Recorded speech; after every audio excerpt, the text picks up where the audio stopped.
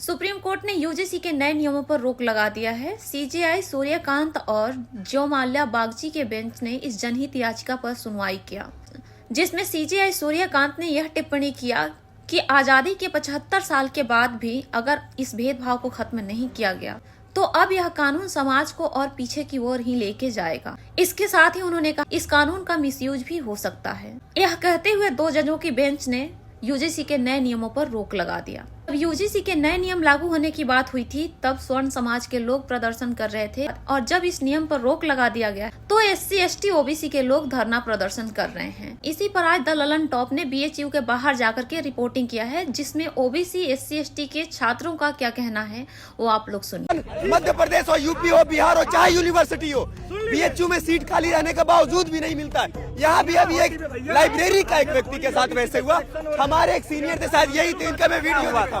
इनको लाठियों से पीट कर कैंपस से बाहर किया गया था। क्या दी गई, गालियां दी गई थी इनको। इन लोगों का कहना है कि सीट खाली होने के बाद भी ओबीसी एससी एसटी को एडमिशन नहीं दिया जाता है। तो इस तरह का भेदभाव हो रहा है तो ये कहीं से भी सही नहीं है।